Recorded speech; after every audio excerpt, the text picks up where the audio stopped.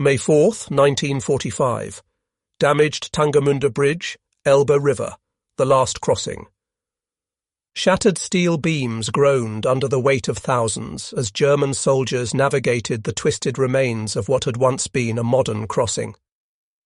The bridge, destroyed by retreating Wehrmacht forces on April 12th, now served as a precarious lifeline, a single-file pathway of broken concrete and bent metal spanning the Elbe. Signal intercepted by American intelligence, 102nd Infantry Division sector. Wehrmacht units abandoning all positions. Mass movement detected toward American lines. Estimated 100,000 military personnel and civilians attempting westward escape through destroyed infrastructure. Captain William Patterson of the 405th Infantry Regiment lowered his field glasses and studied the endless column of humanity streaming across the wrecked bridge. American forces had reached the Elbe 2 weeks earlier, establishing their positions according to agreements made at Yalta. What none of the Allied planners had anticipated was that this damaged river crossing would become the focal point of the largest voluntary military surrender in Western history. The urgency driving German forces revealed a calculation more fundamental than military strategy: the statistical certainty of death in Soviet captivity versus survival in American hands. Intelligence reports flooding SHAEF headquarters painted an extraordinary picture.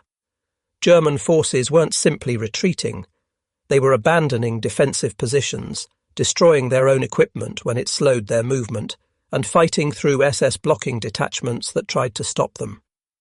The Wehrmacht, once Europe's most disciplined military machine, was dissolving into a human flood flowing toward one objective: American lines on the western bank of the Elbe River. The calculation of survival had become brutally clear by late April 1945. German military intelligence had intercepted Soviet communications, revealing projected casualty rates for Wehrmacht prisoners. Of every 100 German soldiers captured by the Red Army, statistical projections suggested fewer than 40 would survive to return home. The actual numbers would prove even more catastrophic. The strategic situation was beyond recovery. 8 million German civilians were fleeing westward from East Prussia, Silesia and Pomerania. Behind them, Marshal Georgy Zhukov's 1st Belarusian Front and Marshal Ivan Konev's 1st Ukrainian Front were crushing the last organized German resistance with overwhelming superiority. 20 Soviet divisions for every German division still combat effective. The Soviet advance was covering 30 kilometers daily. Refugee columns managed 10 kilometers on good days. The outcome was inevitable. Field Marshal Wilhelm Keitel's final strategic assessment, captured after Germany's surrender, contained a single underlined directive: maximum German forces must reach Western Allied lines before Soviet encirclement completes. This wasn't defeatism, but recognition of a fundamental reality. Surrender to Americans meant probable survival, while capture by Soviets meant probable death. The Yalta Agreement had already determined occupation zones, but German commanders were gambling on a single observation: American forces had halted at the Elbe River, as agreed with their Soviet allies. If German units could cross that river before Soviet forces arrived from the east, they would enter American custody. The race wasn't for victory or negotiated peace, but for the basic human possibility of surviving captivity. American forces holding the western bank of the Elbe possessed overwhelming logistical superiority that would prove crucial in processing the coming surge. Each infantry division had attached military police battalions, field kitchens capable of feeding 15,000 men daily, mobile medical units with surgical capabilities, and vast supply stockpiles reflecting American industrial capacity. Major James Morrison, operations officer for the 102nd Infantry Division, had studied mass surrender logistics after the Ruhr Pocket operation in mid-April, where 325,000 Germans had surrendered. His calculations were sobering. Processing 1,000 prisoners required 3 tons of food daily, 5,000 gallons of water, medical screening for typhus and dysentery, delousing stations, and administrative documentation generating 12 forms per individual. The Geneva Convention mandated specific caloric intakes, 2,800 calories for working prisoners, 2,000 for non-working. These weren't just numbers, but the difference between order and chaos when handling desperate humanity. German forces approaching the Elbe represented the full spectrum of Wehrmacht dissolution. Elite Waffen-SS units still possessed operational Tiger tanks and sophisticated communications. Regular army divisions had been reduced to battalion strength, carrying only personal weapons. Volkssturm units, boys as young as 14 and men over 60, possessed only armbands and obsolete rifles from World War I.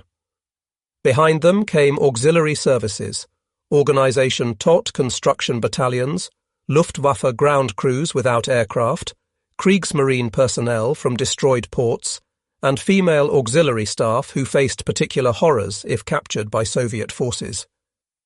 Intelligence analysis placed German forces east of the Elbe at approximately 1.2 million as of April 25, 1945. Of these, 300,000 were in organised combat units, 400,000 were support personnel, and 500,000 were scattered Wehrmacht and Volkssturm members already fleeing westward. The critical factor was movement rate.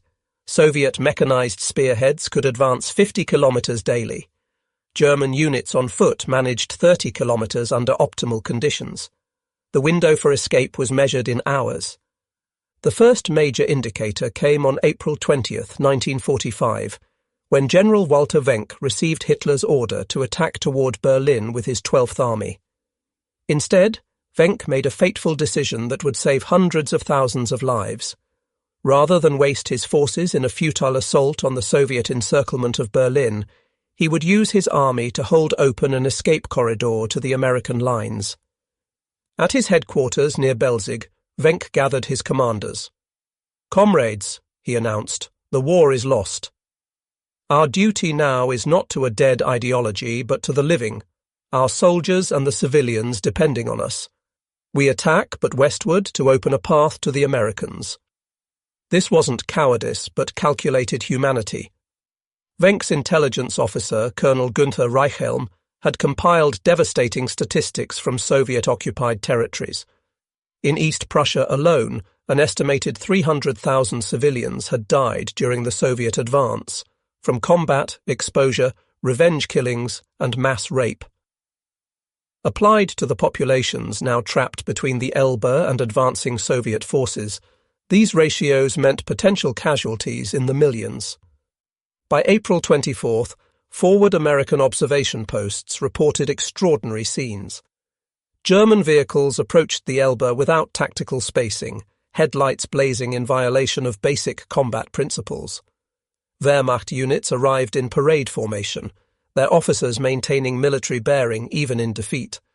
These weren't beaten rabbles, but organised forces choosing captivity over continued resistance. Captain Robert Thornton, commanding a reconnaissance company of the 2nd Armoured Division, radioed division headquarters. "German forces approaching our positions are not attacking. They're displaying white flags and requesting terms. Within hours, the trickle became a flood. The US 9th Army processed 3,000 voluntary surrenders on April 24th, 7,000 on April 25th, and 15,000 on April 26. These weren't combat captures but deliberate surrenders by units still possessing ammunition and fighting capability. The Ruhr Pocket surrender earlier in April had established the precedent. When Field Marshal Walter Model dissolved Army Group B, rather than formally surrender, 325,000 German troops had given themselves up to American forces. The treatment they received, food, medical care, protection from revenge-seeking displaced persons, spread through Wehrmacht communication channels with extraordinary speed. Radio intercepts by American signals intelligence revealed remarkable conversations between German units. On April 27th, the commander of 3rd Panzer Corps transmitted, "Americans honouring Geneva Convention at all collection points. Medical treatment provided. Food distribution confirmed." That last point was crucial. German forces had been on starvation rations for weeks. The psychological impact was immediate and profound. Units that had fought fanatically for 6 years suddenly cared only about reaching American lines.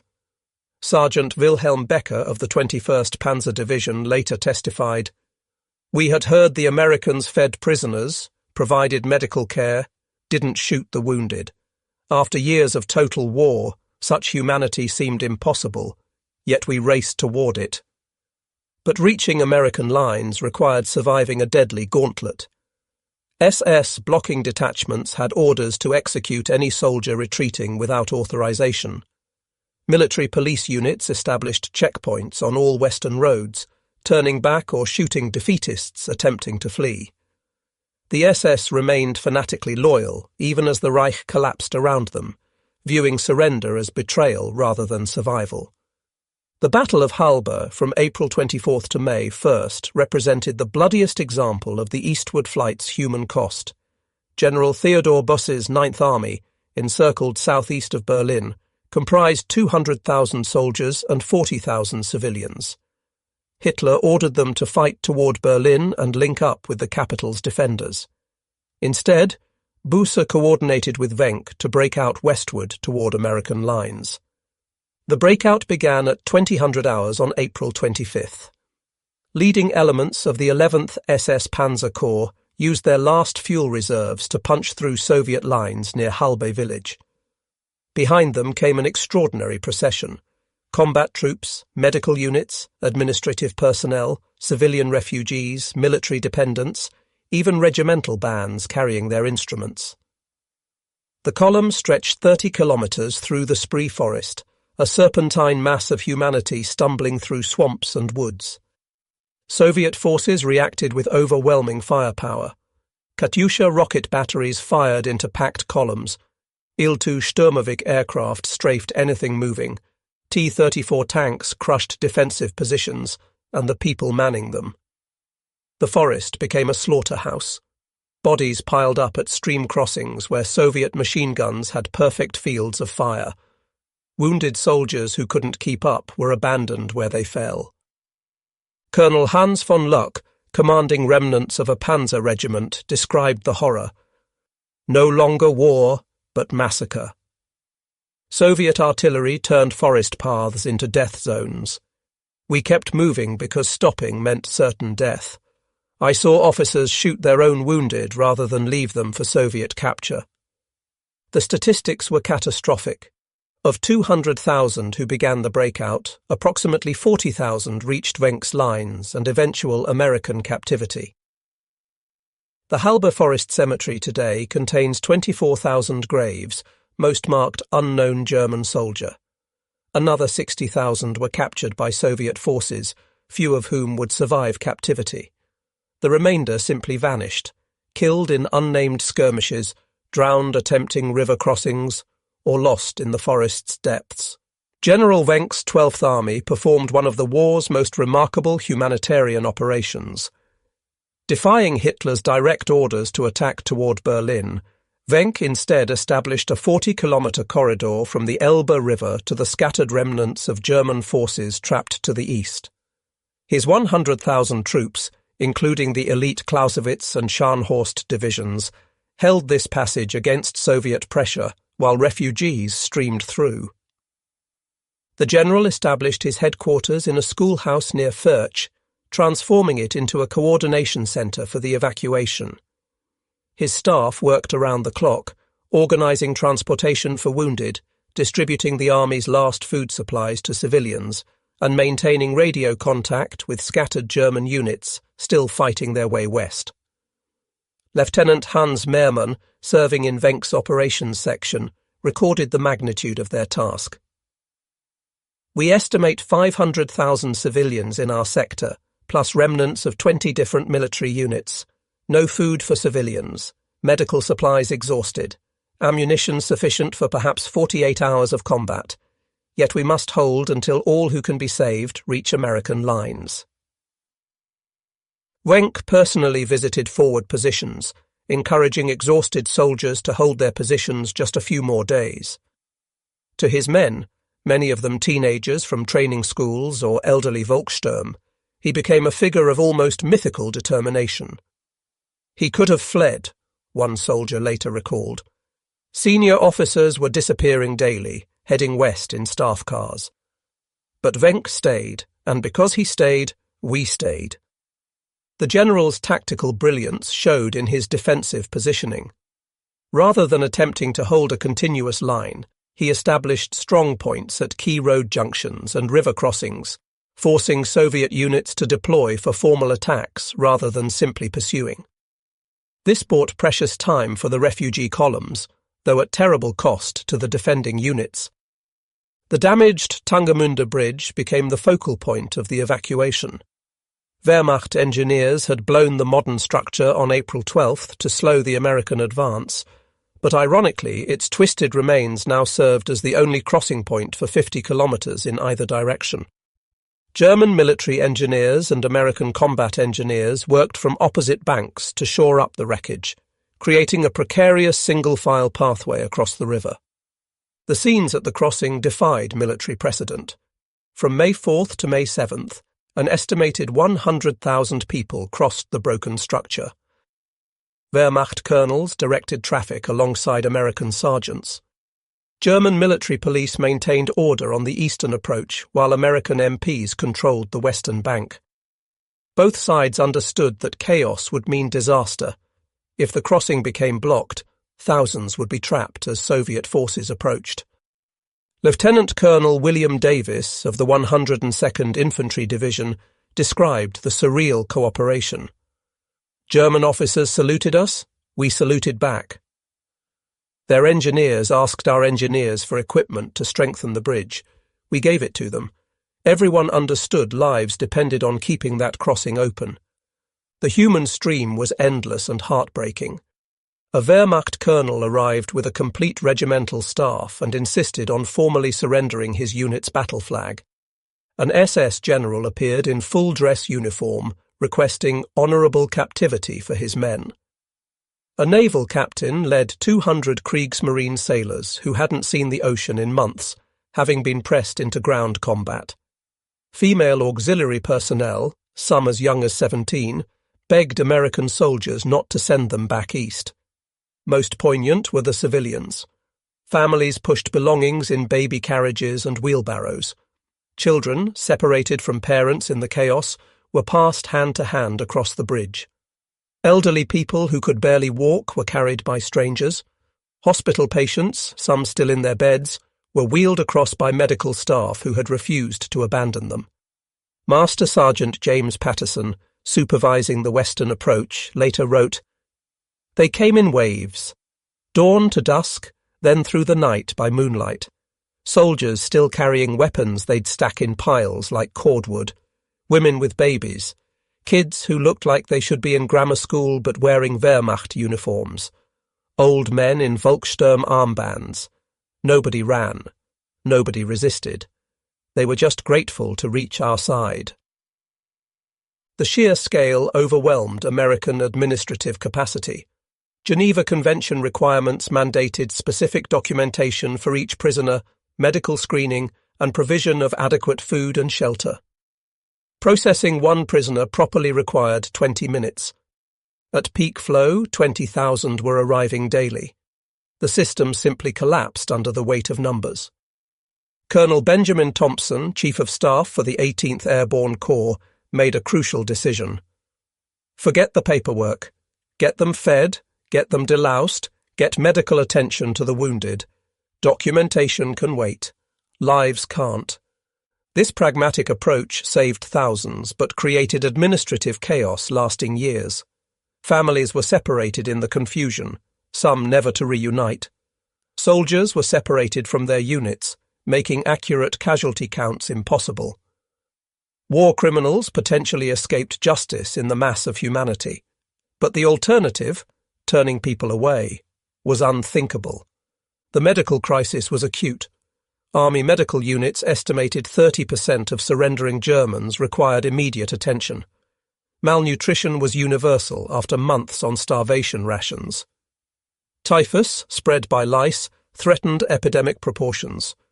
Combat wounds, untreated for weeks, had become gangrenous.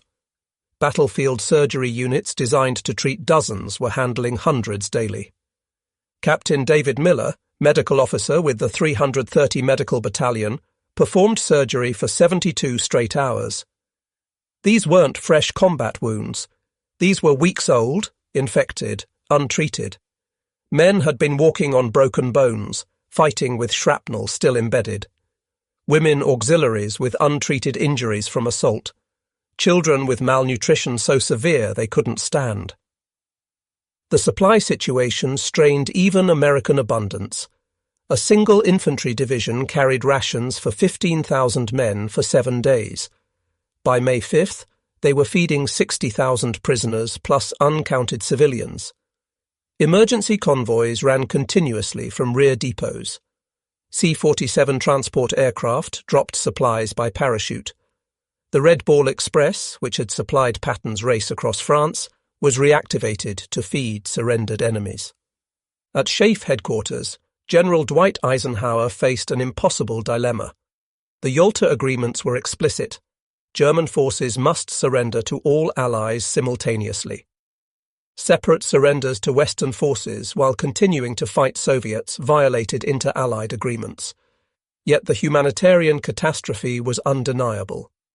On May 4th, Admiral Karl Dönitz, who had succeeded Hitler as head of state, sent Admiral Hans-Georg von Friedeburg to negotiate with Field Marshal Bernard Montgomery. Friedeburg's proposal was frank: immediate surrender of all German forces in northwest Germany, Denmark and Holland to Western Allies, allowing maximum evacuation from the east. Montgomery, bound by Allied agreements, could only accept unconditional surrender to all Allies. But he also understood the human dimension. In his memoirs he wrote, "The Germans weren't just seeking military surrender. They were seeking salvation from Soviet retribution. As soldiers, we could offer honourable captivity. What the Russians offered, God only knows." The temporary solution was pragmatic. German forces reaching American lines before the formal surrender on May 8th would be processed as prisoners. Those arriving after would be subject to repatriation agreements with Soviets. This created a deadly deadline: cross the Elbe before midnight on May 8th, or face Soviet captivity. General Omar Bradley, commanding the 12th Army Group, later testified, "We knew what we were doing. We were accepting surrenders we technically shouldn't have, processing enemies still fighting our allies. But we also knew what Soviet captivity meant. Sometimes humanity trumps protocol." The period from May 4th to May 8th witnessed scenes of extraordinary urgency. Knowing formal surrender was imminent, German units abandoned all pretense of military order. Soldiers threw away equipment to move faster. Officers burned documents rather than slow their retreat. Entire divisions dissolved as men made individual decisions to flee west. The damaged Tangermünde crossing operated continuously. Even after Soviet forces reached artillery range on May 6th, the stream of refugees continued. American officers ordered their artillery to provide counter-battery fire, technically engaging Soviet forces to protect Germans crossing to surrender. It was one of the war's strangest moments, Americans and Germans cooperating while still officially at war. At 02:41 hours on May 7th, General Alfred Jodl signed Germany's unconditional surrender at Reims. The ceasefire would take effect at 23:01 hours on May 8th. This gave German forces exactly 45 hours to reach American lines. The greatest race against time in military history had begun. What followed defied military categorization. This wasn't retreat or surrender, but human migration under arms. Intelligence estimated 250,000 German military personnel remained east of the Elbe on May 7th. Within 45 hours, approximately 180,000 would successfully reach American lines. The others would enter Soviet captivity with terrible consequences. General Wenck's final operation exemplified military honor in defeat. His 12th Army held its corridor until the last possible moment, allowing remnants of the 9th Army and hundreds of thousands of civilians to escape. Wenck positioned his last operational tanks and artillery to hold Soviet forces while the exodus continued. At 1800 hours on May 7th, Wenck issued his final order. The 12th Army has fulfilled its last duty. We have saved all we could save. Every commander is now free to seek safety for his men. It was not a surrender, but a release from duty, allowing his soldiers to make their own choices. Wenck himself was among the last to cross at 0200 hours on May 8th, walking across a damaged railroad bridge near Tangermünde, less than 21 hours before the ceasefire. Behind him, Soviet tanks were already entering positions his men had abandoned hours earlier. Of his original 200,000 men, approximately 100,000 reached American lines. An estimated 250,000 civilians were saved by his defiance of Hitler's orders. Individual stories revealed the depth of desperation. Luftwaffe Lieutenant Klaus Hartmann flew his Messerschmitt Bf 109 West until fuel ran out, crash landing in an American-occupied field rather than risk Soviet territory. U-boat commander Heinrich Lehmann-Willenbrock sailed his submarine up the Elbe as far as possible, then scuttled it and led his crew overland to American lines. A Wehrmacht doctor stayed with severely wounded patients who couldn't be moved, knowing it meant Soviet captivity, saying only, "Someone must care for those who cannot flee." A teenage soldier gave his place on an overcrowded truck to an elderly civilian, then began walking the 100 kilometers to American lines. He arrived 18 hours after the ceasefire, technically too late, but was accepted by sympathetic American guards. The Rheinwiesenlager, Rhine Meadow camps, became collection points for this human flood. These temporary enclosures, often just agricultural fields surrounded by barbed wire, held over 1 million German prisoners by May 15th. Conditions were harsh but survivable, the crucial difference from Soviet camps. Prisoners initially had no shelter except holes dug in the ground. Food was basic, 1,200 calories daily initially, increased as supplies improved. Water came from rivers and temporary pipes.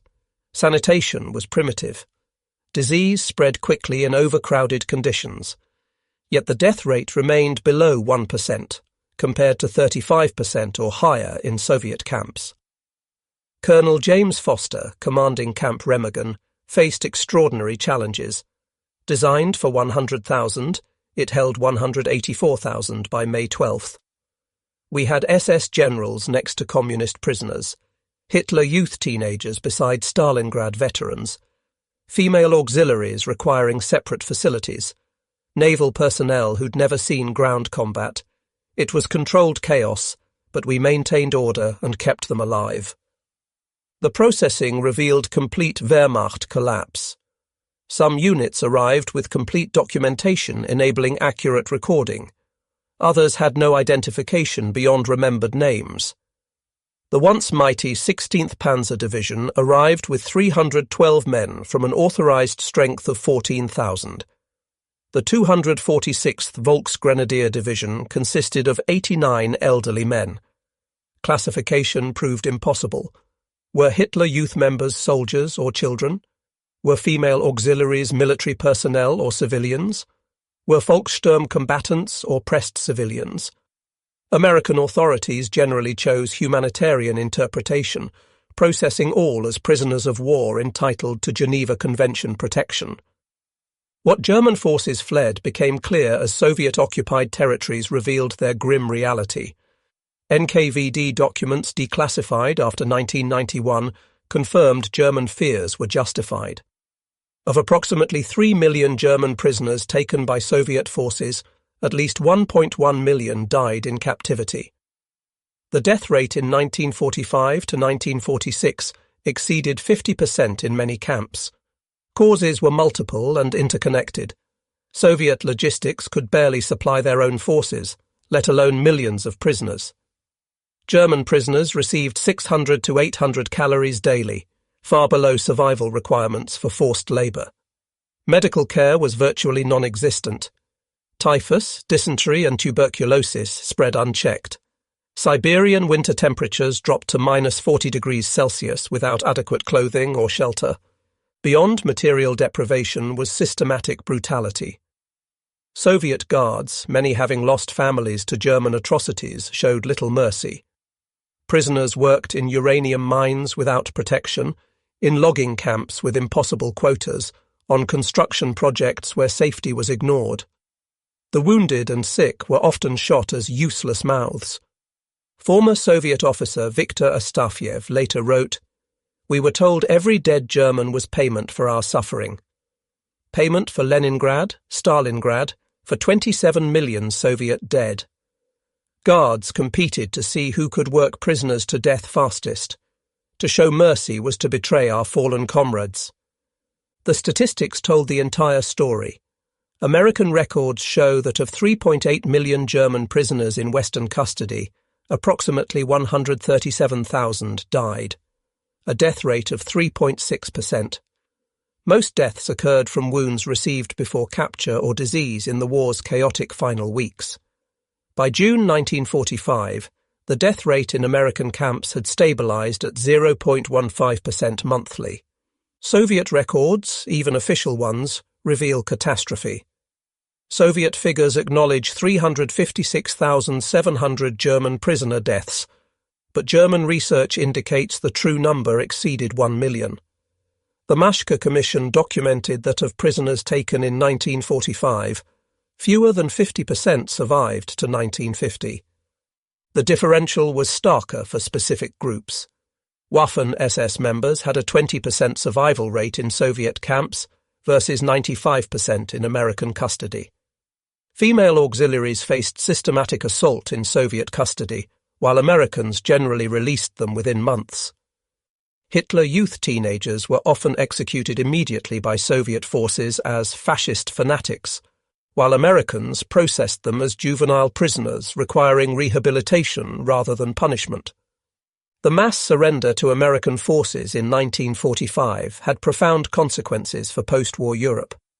American and British forces controlled the majority of surviving German military personnel, providing crucial intelligence advantages as the Cold War began. Operation Paperclip succeeded partly because technical personnel had deliberately surrendered to Americans. Werner von Braun's rocket team travelled 500 kilometres through collapsing German lines specifically to reach American forces. "We despise the French, fear the Soviets, don't believe the British can afford us. That leaves the Americans," von Braun told colleagues. His decision would eventually put Americans on the moon. The demographic impact was equally significant. East Prussia, Silesia and Pomerania lost virtually their entire male population of military age, killed in combat, fled west, or disappeared in Soviet captivity. Entire family lines were extinguished. The German Democratic Republic would struggle for decades with gender imbalance created by the loss of so many men. The psychological impact lasted generations. Families divided by the inner German border often traced their separation to those desperate days in May 1945, some members reaching American lines, others trapped in Soviet occupation zones. The arbitrary nature of survival, determined by which army captured you, became a defining trauma of German post-war experience. By 231 hours on May 8, 1945, when the ceasefire took effect, American forces had processed approximately 1.5 million German military prisoners in the war's final 3 weeks. The 102nd Infantry Division alone accepted surrender of 313,000 enemies, more than the entire German army that invaded Poland in 1939. The final tallies staggered contemporary observers. The US Ninth Army reported 423,000 prisoners between April 20th and May 8th. The First Army processed 387,000. Analysis showed fewer than 20,000 were taken in actual combat. The rest surrendered voluntarily, often fighting through their own lines to do so.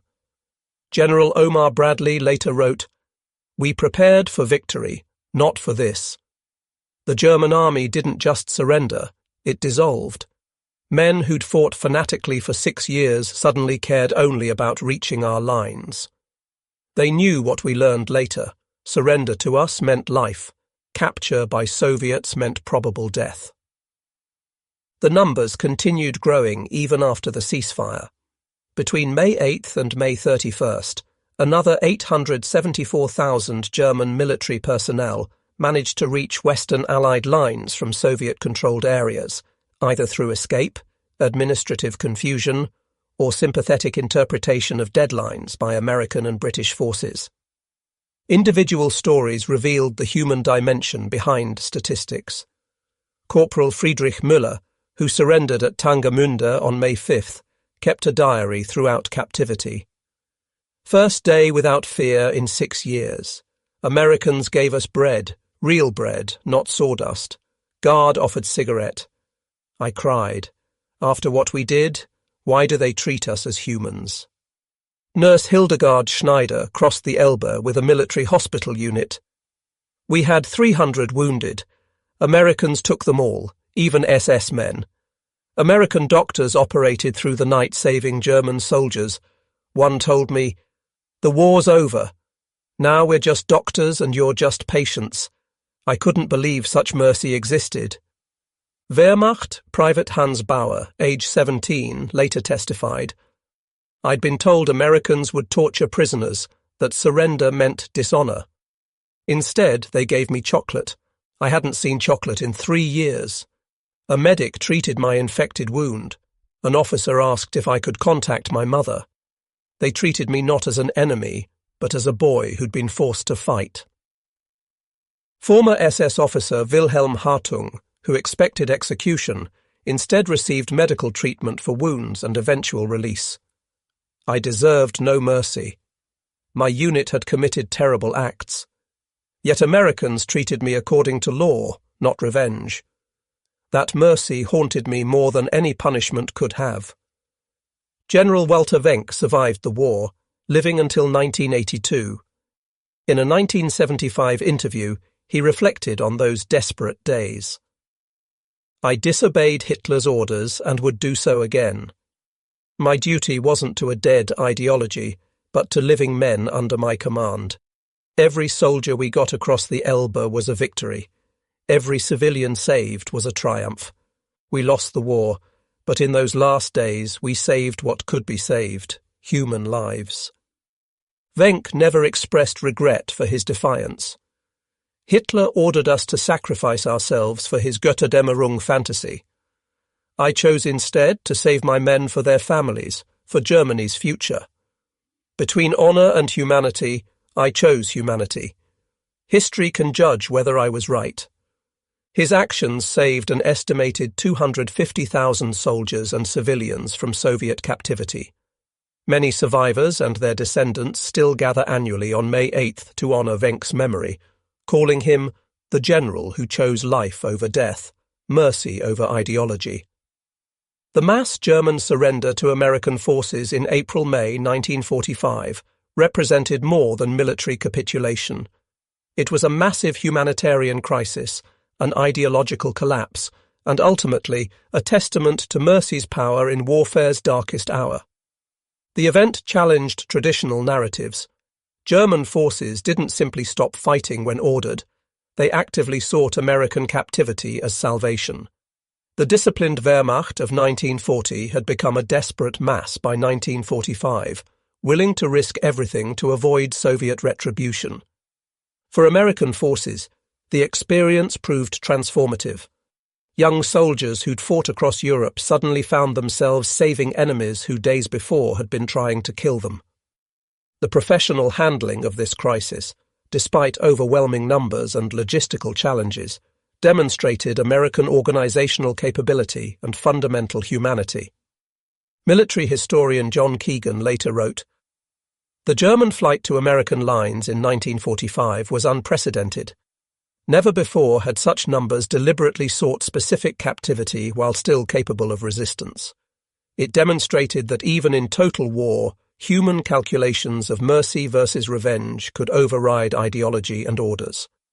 The last German soldier to cross at Tangermünde was Volkssturm member Heinrich Fischer, age 63. He reached American lines at 22:47 hours on May 8, 1945, exactly 14 minutes before the ceasefire. When asked why he'd risked everything to cross, he simply said, "I wanted to see my grandchildren again." He did. Millions who failed to reach American lines did not. Private First Class Joseph Martinez, who helped process surrendering Germans, provided perhaps the most profound observation. They weren't really surrendering to us. They were fleeing from something worse. We just happened to represent survival. Any one of us might have done the same in their position. The desperate German flight to American lines in 1945 revealed fundamental truths about warfare and human nature. Even in humanity's darkest conflict, the difference between mercy and revenge, between life and death, could be measured in the simple question of which uniform received your surrender. For millions of Germans in April and May 1945, that difference was everything. The choice between American and Soviet captivity wasn't about comfort or convenience, it was about survival itself. The statistical evidence was overwhelming. Surrender to Americans meant probable life. Capture by Soviets meant probable death. The final accounting was stark. Of Germans who surrendered to Western allies, 96.4% survived captivity. Of Germans captured by Soviets, fewer than 65% returned home. Behind these percentages lay individual tragedies and triumphs that would shape families, communities, and nations for generations. But beyond statistics lay a deeper truth. The American response to this crisis, feeding enemies, treating wounded, maintaining order despite overwhelming numbers, demonstrated that even in total war's aftermath, humanity could prevail over vengeance. Young American soldiers, many having lost friends to German weapons, chose duty and decency over revenge. The damaged crossing at Tangermünde became more than a bridge over the Elbe. It was a passage between life and death, between mercy and retribution, between the Western and Soviet interpretations of victory. Those who crossed it before May 8, 1945, generally survived to rebuild their lives and country. Those who didn't faced years of suffering in Soviet camps, if they survived at all. The mass surrender also demonstrated war's ultimate irony. The Wehrmacht, which had begun the war as conquerors seeking Lebensraum in the east, ended it as refugees fleeing westward. The master race ideology collapsed into desperate individuals seeking only survival. The 1,000-year Reich lasted 12 years, ending with its soldiers racing to surrender to armies they'd once dismissed as decadent democracies. For historians, the event raises profound questions. Was American acceptance of these surrenders a humanitarian triumph, or a violation of inter-allied agreements? Did saving German soldiers from Soviet captivity serve justice or subvert it? The answers remain debated, but the human impact was undeniable. The legacy echoes still. German-American relations in the post-war period were profoundly influenced by this mercy. West Germany's integration into NATO, its development as a democratic state, its role as America's key European ally during the Cold War, all were influenced by the memory of American humanity in victory. The last crossing of the Elbe was not merely the end of a war. It was the largest gamble on human mercy in military history, a desperate bet by defeated enemies that their conquerors would choose humanity over vengeance. For those who made it across, it was a gamble that paid off with the only currency that ultimately mattered: their lives, and through them, the future of a nation that would rise from the ashes to become a cornerstone of European democracy. The damaged bridge at Tangermünde, where so many crossed from death to life, was never rebuilt. But its memory endures as a monument to one of warfare's fundamental truths. In the end, the measure of victory is not in enemies destroyed, but in lives saved, not in vengeance taken, but in mercy shown.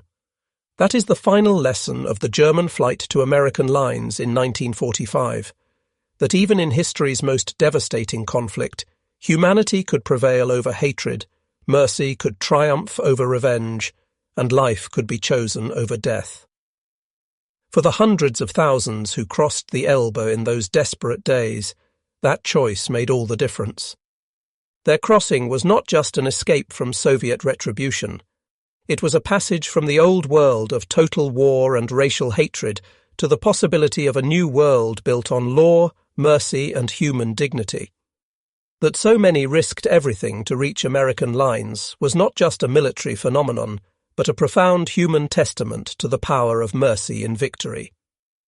The story ends where it began, at a damaged bridge over the Elbe, where desperate enemies became grateful prisoners, where American soldiers became unlikely saviors, and where the simple act of accepting surrender became an affirmation of humanity's capacity for mercy even in its darkest hour. That is the lasting legacy of those desperate days in 1945, proof that even in total war's aftermath, the choice between mercy and revenge, between humanity and vengeance, could determine not just individual fates, but the future of nations and the judgment of history itself.